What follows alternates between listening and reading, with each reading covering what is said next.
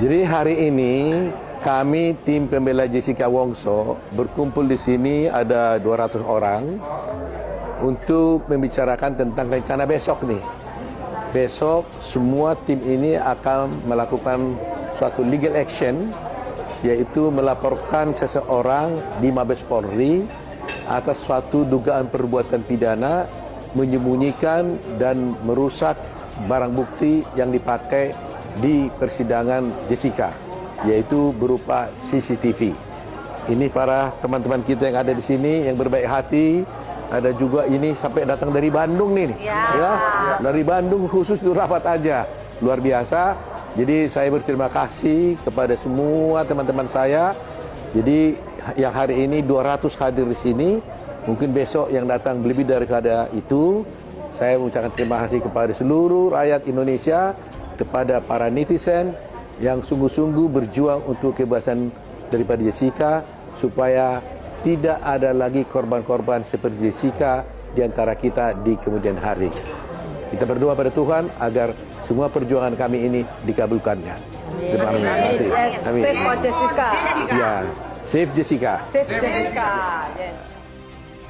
Kita akan melaporkan lagi salah satu oknum yang ikut terkait dalam perkara ini. Nah, ini nanti akan kita serahkan pada Dinda Martin. Sudah kita bagi timnya. Jadi untuk kasus Jessica ini kita akan memperjuangkan keadilan bagi beliau. Oke, ada pertanyaan? Barang bukti yang dibawa bagaimana? Barang bukti ya. Barang bukti diantaranya link dan konten, maksudnya kita rekam konten YouTube-nya Pak Karni, dan ada konten-konten lain yang relevan karena beliau ini kan agak demen ngomong ke publik gitu ya. Ya terima kasihlah, doyan ngomongnya itu membuat kita jadi punya bukti petunjuk untuk melaporkan yang bersangkutan. Tanggapannya Bang, hari Jumat ini tuh atas ribuan dan ribuan pendukung advokat pendukung Jessica akan segera ajukan PK kedua Bang. Yaitu adalah hak dari terdakwa dan pengacara, tentunya dalam hal ini melakukan upaya hukum luar biasa mengajukan PK kedua, dan saya mendukung ya atas langkah yang dilakukan oleh rekan-rekan, dan saya pastinya melihat bahwa semoga ada keadilan untuk Jessica dan akan terungkap fakta-fakta yang sebenarnya dari pemeriksaan di PK kedua. Dan untuk hakim yang akan memeriksa perkara meninjau kembali yang dilakukan oleh rekan-rekan advokat, saya mendukung dan saya berharap bahwa pemeriksaan untuk berkas Jessica Wongso ini dapat melihat fakta-fakta yang terjadi dan hakim dalam hal ini bisa menggunakan hati nuraninya dalam memutus perkara Jessica. Kasus kopi sianida babak 2, kubu Jessica cobloskan ayah Mirna ke penjara.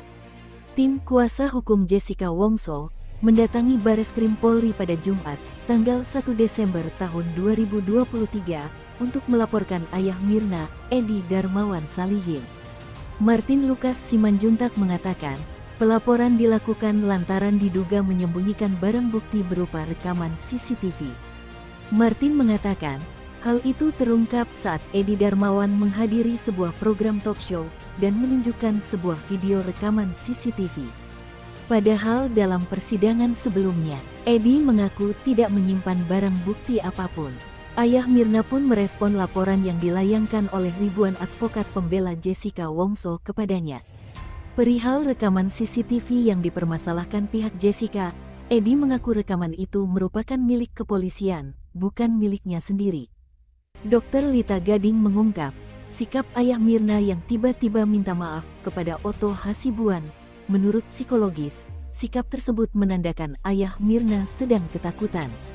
Pasalnya, ayah Mirna sebelumnya sering mencaci dan menyerang pihak Otto. Namun, setelah tim Otto Hasibuan bergerak akan melaporkan ayah Mirna tiba-tiba meminta maaf dan mengaku salah. Ada yang kebakaran jenggot tuh si bapaknya Mirna. Sekarang sudah mulai bersuara guys. Namun suaranya sudah agak pelan dibandingkan yang kemarin-kemarin menggebu-gebu. Ada ketakutankah setelah ada pertemuan semua para lawyer yang mendukung? Aduh, ayo. Terus semangat terus. Jangan apa ya istilahnya, jangan gentar dengan apa yang disampaikan oleh dia. Kebenaran itu pasti akan terungkap. Pasti dan pasti. Aduh, ampun. Bapaknya Mirna kemarin kan berkuar-kuarnya sampai kenceng banget loh ya. Sekarang malah enggak. Nah, ini secara psikologis nih guys. Biasanya kalau orang sudah mulai menurun nih energinya, itu sudah mulai ketar-ketir.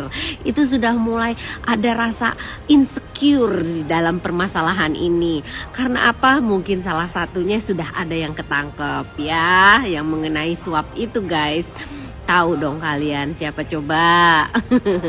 Nah, jadi terus pantau dan mungkin akan ada jaksa, ada kepolisian, ada para penegak hukum, hakim pula barangkali. Pantau terus ya. Satu persatu akan terungkap dan itu yang akan saya giring ke arah sana. Ingin bukti? Tunjukkan bukti itu di jangan dulu ngomong. Pokoknya pelan-pelan pasti akan terungkap. Percaya sama saya, oke? Sebelumnya Edi Darmawan Salihin, alias Ayah Mirna, sudah menyampaikan permintaan maaf secara terbuka kepada Otto Hasibuan. Namun, hal tersebut malah membuat ribuan advokat pembela Jessica Wongso geram dengan pernyataan maaf dari Ayah Mirna. Salah satu advokat pun mengungkap kejanggalan dari permintaan Ayah Mirna tersebut. Apa sih kedekatan Anda dengan pejabat-pejabat polisi itu gitu sebenarnya? Terus apa kepentingan Anda terlalu dekat dengan mereka gitu sehingga Anda bisa memberi statement resmi, men-skip beberapa video? Ini bahaya Pak. Ini yang dari awal dalam bahasa hukum ada barang bukti yang tidak dihadirkan di persidangan. Yang Bapak bilang di-skip ketika penyidikan karena tawar-menawar dengan polisi Australia. Jadi sebenarnya bukan polisi Anda yang harus mempertanggungjawabkan bicara Anda, statement Anda gitu ya. Pak Edi, yang terakhir, Anda jangan bawa-bawa umur lah. Minta maaf ya minta maaf. Karena Anda lebih tua, Pak Otto harus dengar gitu. Ada kata-kata itu di video Anda. Terus Anda mau bekalin Pak Otto, mau bekalin kami sebelum PK, mau bekalin apa Pak? Ini upaya hukum, ini normal Pak, ini normal. Apa yang mau Anda bekali? Anda bilang, ini hukum sudah berjalan dengan baik, jangan-jangan karena PK, jangan sampai karena PKPU itu ini jadi nggak benar gitu loh. Wah, ini kan menuduh lagi kan. Minta maaf, muji-muji Pak Otto, jadi Anda inkonsisten. Inkonsisten Pak. Tolong bicara itu yang runtut, sistemik, gitu Pak ya, argumentasinya jelas dan rasional. Jangan terbitkan polemik-polemik baru yang akan menyudutkan Anda sendiri. Tepatnya Anda harus bertanggungjawabkan apapun pembicaraan Anda Pak ya. Karena sebenarnya Anda yang membuka mata publik bahwa Jessica harus bertanggung jawab secara hukum, namun tidak terang-terang apa kesalahan yang sudah dilakukan Jessica. Just simple kan Pak? Jadi apapun nanti upaya hukum yang mau dilakukan oleh tim advokat pembela Jessica, itu semua ujungnya pada putusan pengadilan. Bapak bilang ini sudah PK, sudah 3 kali 5 hakim. Pak, secara empirik, pengadilan juga bisa salah. Bapak cari tahu soal kasus Sengkong Karta, sudah inkrah Pak. Tapi belakangan ditemukan bukan mereka pelakunya. Mungkinkah itu terjadi pada kasus Jessica? Mungkin. Kalaupun tidak, Pak Otto berkali-kali bilang kalau betul Jessica itu bersalah, dihukum mati pun kami bersedia gitu. Maksudnya ya kita rela gitu.